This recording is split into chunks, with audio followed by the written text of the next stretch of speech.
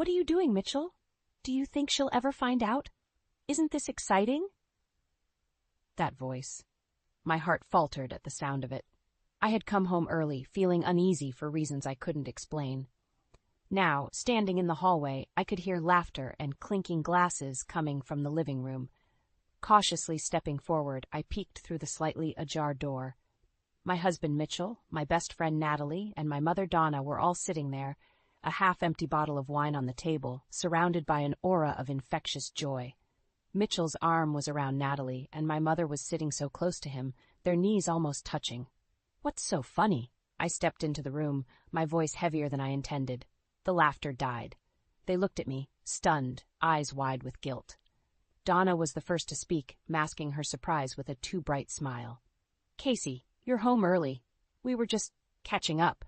"Obviously," I said, my eyes narrowing. "What's the occasion?" Natalie, twirling the wineglass, tried to play it off. "Just a casual get-together. We've been missing you." I scrutinized their expressions, the forced ease and underlying tension. My stomach churned. Missing me? Since when? Mitchell rose from the couch, walking towards me with an easy smile that no longer reassured me. "Hey, babe, you okay? You look pale." Ignoring his concern, I focused on their little setup. "So, what's this intimate gathering about? Something you wanted to share?" Donna set her glass down, her hand trembling slightly. "You're reading too much into it, darling. Relax." I was anything but relaxed. I crossed my arms, leaning against the doorframe. "Really? Because from here it looks like a private party I wasn't invited to." A flicker of something, guilt, perhaps, flashed in Mitchell's eyes, but he quickly smothered it with a laugh. "Casey, come on, it's not like that. We just needed to unwind a bit." Natalie nodded, but her agreement felt hollow, like an echo in a vast, empty space. "Yeah, we just needed a break, you know? Everything's been stressful for everyone." I looked at my husband, my best friend, and my mother, feeling the walls closing in, the air heavy with deceit. "Of course," I said, though I didn't believe a word. I stood there, feeling shattered but determined not to expose my hurt. "Well, don't let me interrupt your good time." I turned and walked away, my steps determined, my fists clenched tight. In the quiet of the hallway, their laughter resumed. But it sounded different now, forced, like a brittle shell hiding the rot beneath. I'd witnessed enough to know something was terribly wrong. Beneath my calm exterior, the reality of their betrayal burned, each laugh and every whisper like a blade slicing through my skin. In that moment, I knew. This was just the beginning. I had to uncover the full extent of their deception. The laughter sounded different now. It haunted me as I climbed the stairs, each step feeling like I was dragging a boulder. I pushed open the door to my bedroom and collapsed onto the bed, staring at the ceiling, trying to piece together the fragments of my unraveling life. A flood of memories hit me. Growing up, it was just Mom and me. We were so close. Even now, her betrayal stung like a fresh wound. I remembered how she would hold my hand, telling me everything would be okay when things were tough. All lies now. Pushing the painful thoughts aside, I focused on my career. It had always been my escape, the one place where I felt in control. I'd worked hard for years, climbing the corporate ladder. All the late nights, the missed family dinners. Mitchell had supported me through it all, or so I thought. Now it seemed like it had given him time to form his twisted trinity. A faint knock on the door pulled me back to reality. "Casey, can we talk?" Mitchell's voice was on the other side. I clenched my teeth, forcing myself to stay calm. I opened the door. "What do you want?" He looked uncomfortable, scratching the back of his neck. "I noticed you weren't yourself downstairs. Are you okay?" "I don't know, Mitchell. You tell me." My voice was cold, distant. He stepped closer, reaching out, but I stepped back. "Casey, please, you're overreacting. Nothing's going on." "Overreacting?" The word bounced around in my head. "Is that how you see it? Just friends hanging out, right?" He sighed, frustration creeping into his tone. "Yes, that's all it is. You're making this bigger than it needs to be." I laughed, a bitter sound. Bigger than it needs to be? My husband, my best friend, and my mother hiding things from me. Yeah, I must be crazy. Before he could respond, my phone buzzed. It was a message from Natalie. "Hey, can we talk? I think there's been a misunderstanding." A misunderstanding. They really thought they could brush this under the rug. Mitchell was watching, sensing the shift in my mood. "Natalie wants to talk. I guess it's time for a group therapy session, huh? His face paled. Casey, don't do this. Ignoring him, I walked past, heading back to the living room. Donna and Natalie looked up as I entered, sensing the storm approaching. Natalie, you wanted to talk. Let's clear this up right now. Natalie stood hesitant. Casey, we're just friends. You came in at the wrong time. Donna nodded, her eyes pleading. Darling, please, it's not what you think. I took a deep breath, gathering every ounce of strength. Enough. I'm not blind. I hear things. I see things. How long will you keep lying to my face? The silence that followed was heavy, filled with unspoken truths. The tight thread holding my life together was unraveling fast. One thing was clear. This wasn't just a misunderstanding. This was the beginning of a battle, and I wasn't backing down. The air in the living room was stifling. I felt everyone's eyes on me, searching for a crack in my resolve, but I stood firm. Natalie, I said, my voice cold and steady, if it's all innocent, why don't you explain the odd messages, the secret meetings? Natalie shifted uncomfortably, her eyes darting toward Mitchell and Donna. Casey, it's not a big deal. We've just been close lately, that's all. Close? I spat the word back at her. How close exactly? Her silence was damning. Mitchell stepped in, his tone a mix of annoyance and desperation. You're being paranoid. There's nothing going on. We're friends, that's it. I shook my head, anger bubbling over. Friends don't hide things. Friends don't act like this behind someone's back. Donna tried to soften the blow, reaching out to me. Honey, you're working so hard. We just wanted to make sure you had support, people to lean on. My mother's attempt at justification pushed me over the edge. Support? By excluding and lying to me? That's how you support me? Thus, I could see Mitchell's patience wearing thin. We didn't want to bother you with every little thing, Casey. You're always busy. Busy. Right, I said, nodding, letting the word hang in the air. So busy that I missed the signs, the little things that didn't add up. Mitchell's frustration spilled out. This isn't what you think it is. Why can't you just accept that we were trying to make things easier for you? Easier? I laughed bitterly. By making me feel like an outsider in my own life? Natalie, her voice shaky, tried to interject. Casey, please, we never meant to hurt you. Never meant to hurt me. Then why does it feel like you've stabbed me in the back? I could barely control the tremor in my voice. I gave my life to this family. I trusted you all.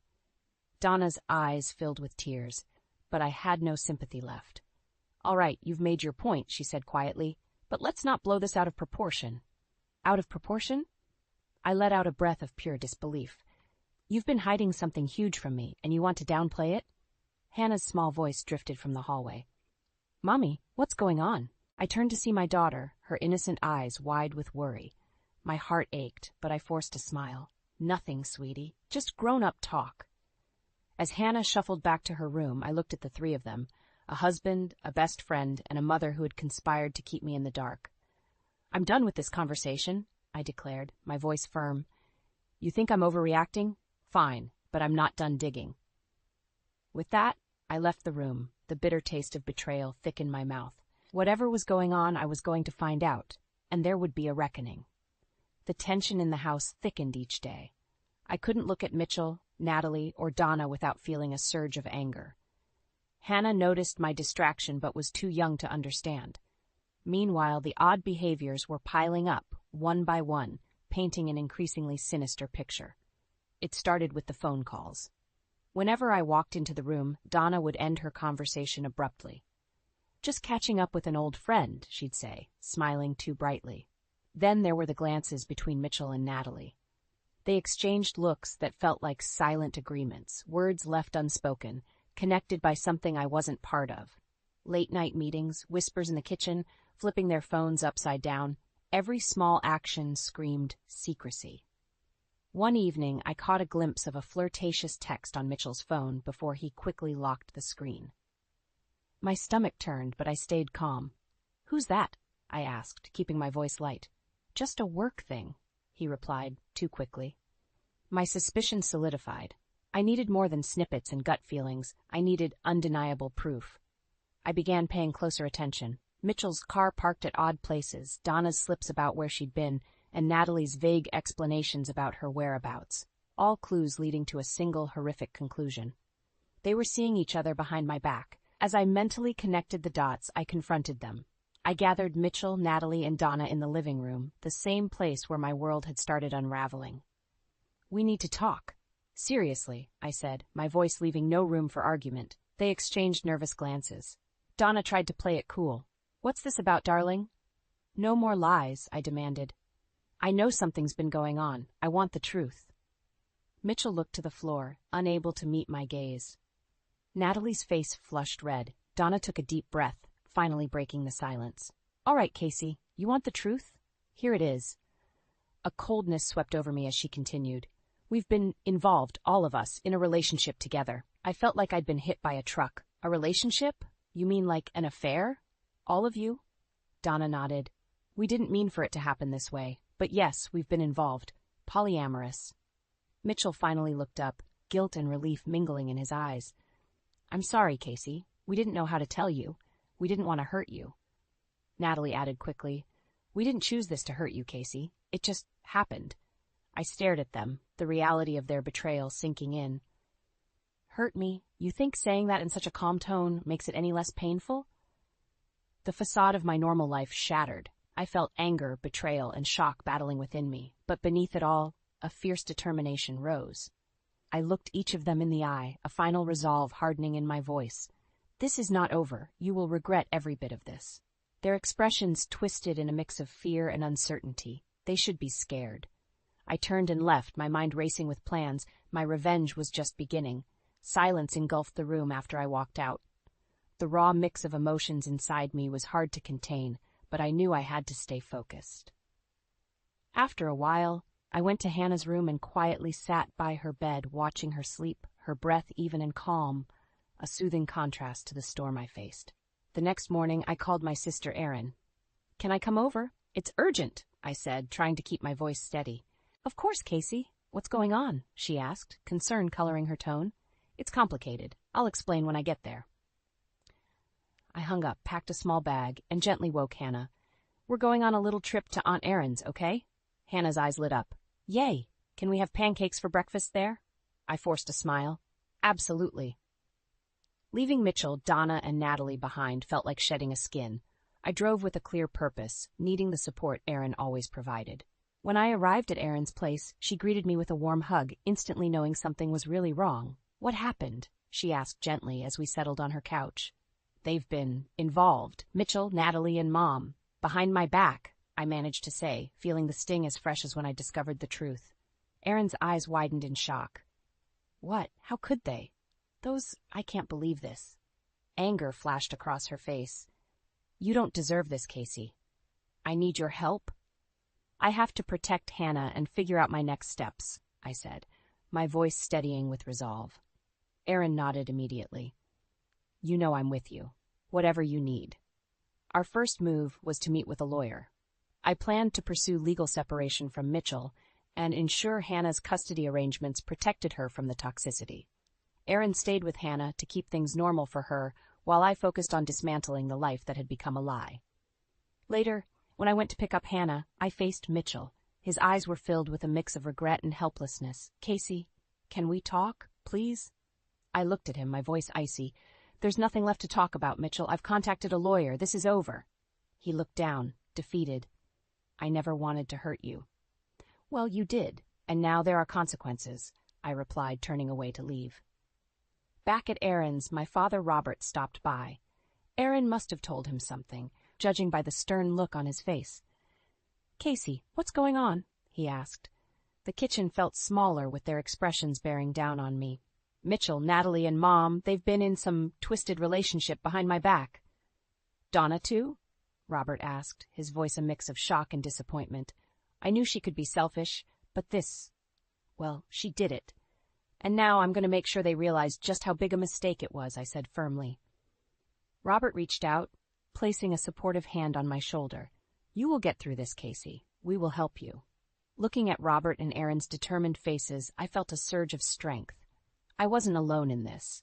With every step, I grew more resolved to cut these toxic ties and protect Hannah from the fallout.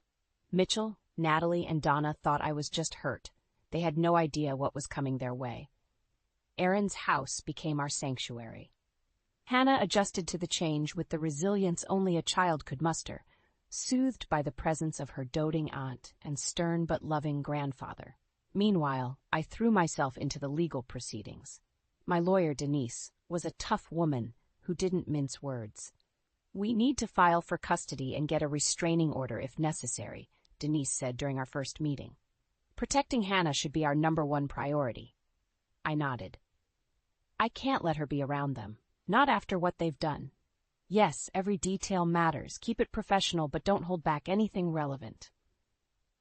Mitchell's response to the legal notice didn't take long. He was furious, calling and texting relentlessly. When we finally met in mediation, his eyes bore holes into mine. "This is ridiculous, Casey. We can work this out without dragging Hannah into it," he argued. "No, Mitchell, you lost that chance the moment you betrayed me," I shot back. His betrayal felt like an abyss between us, impossible to bridge. Our argument escalated until Denise intervened. "Let's keep it civil. We're here for Hannah's best interests." Mitchell fumed but didn't argue further. His lawyer tugged at his sleeve, signaling it was time to dial it down. But I knew the simmering rage and desperation hiding behind his calm facade.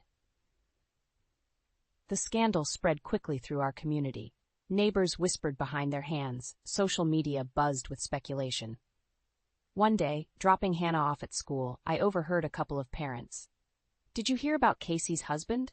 Cheated on her with her best friend and her mother. Can you imagine?" I stiffened but walked on, head held high.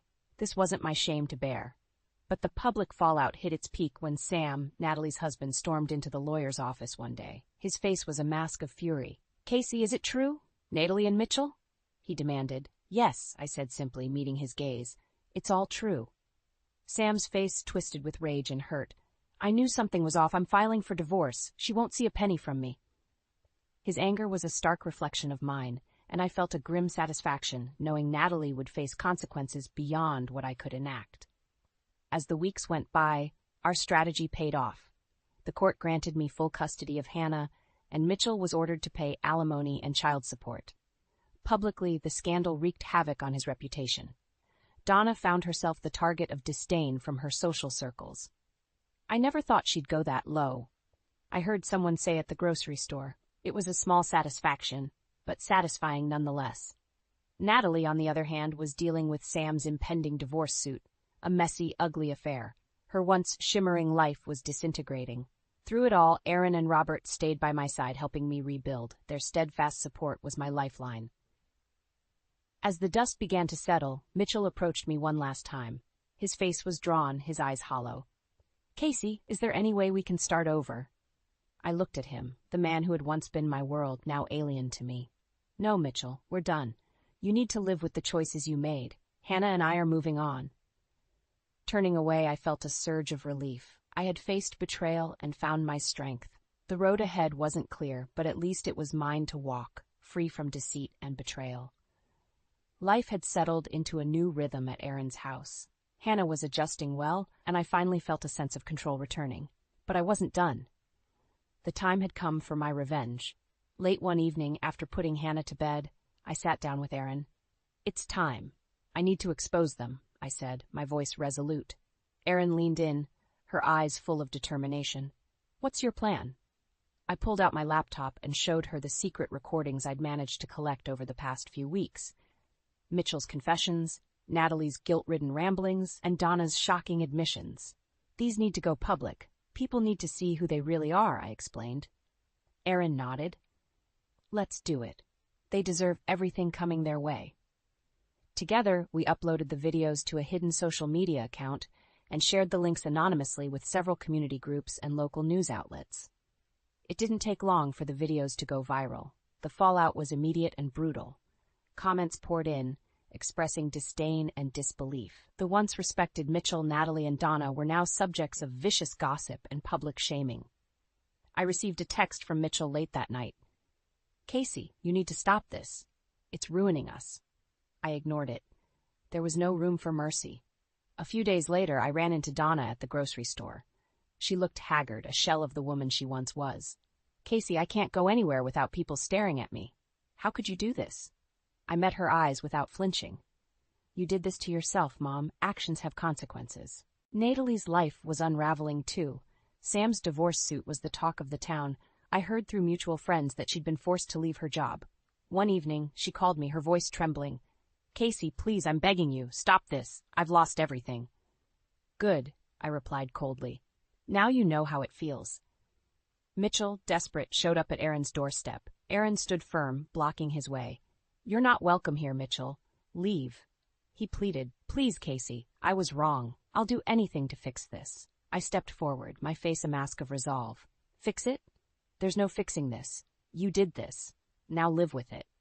With Mitchell gone and my revenge complete, I felt a strange sense of closure. Aaron and Robert's unwavering support had given me the strength to reclaim my life. It had been a long, painful journey, but I had survived and emerged stronger. Through the chaos, Hannah remained my beacon. One evening, as we sat together watching her favorite show, she turned to me and said, "Mommy, are we happy now?"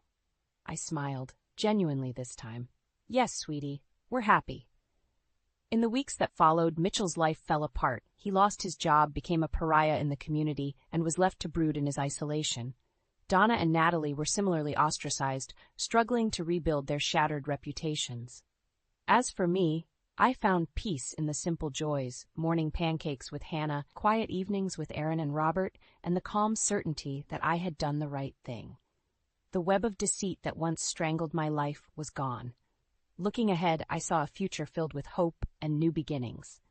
Mitchell, Natalie, and Donna had tried to break me, but all they did was make me stronger.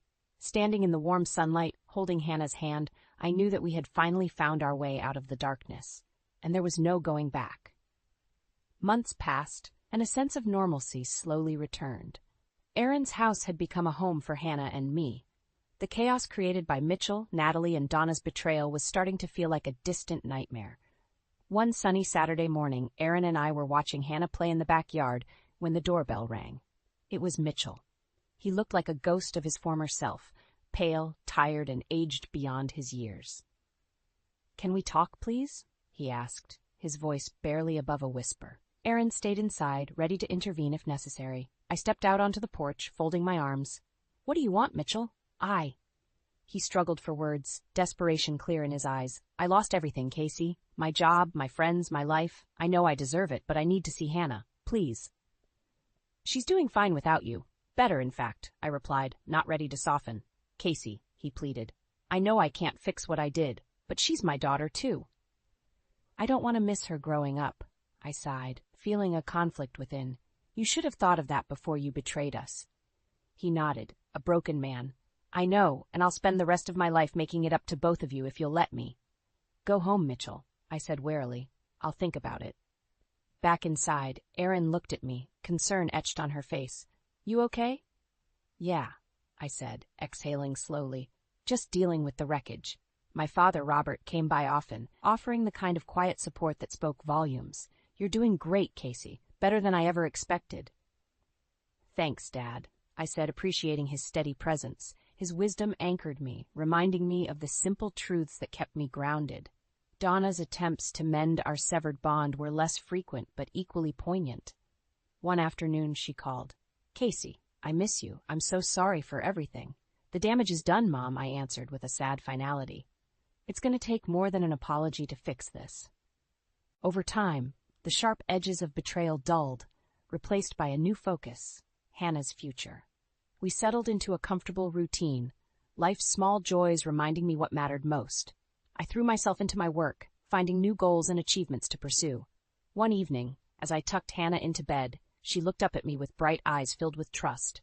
"Will Daddy ever come home?" I brushed a strand of hair from her face. "Maybe someday, sweetie. But remember, you're surrounded by people who love you. That's what matters." In the following months, Mitchell tried to rebuild his shattered life. The floor of rock bottom taught him humility he'd never known. Natalie and Donna, too, faced their own lonely paths, ostracized by friends and community. I received updates through the grapevine but kept my distance. Their struggles were theirs to bear, consequences of their choices. I was busy with something far more important, creating a safe, loving environment for Hannah. One day, walking hand in hand with Hannah through a park, I felt a sense of peace. "Mommy, look at the ducks," she shouted excitedly. I smiled, squeezing her tiny hand. They're beautiful, aren't they? For the first time in a long while, the future looked bright. I had faced the nightmare, fought my battles, and emerged stronger. The chains of betrayal had been broken, replaced by new hopes and dreams. Standing there, watching Hannah laugh and play, I knew we were going to be all right. Our story wasn't just about revenge, it was about rediscovering life, finding strength in the ruins, and building a future free from the shadows of deceit.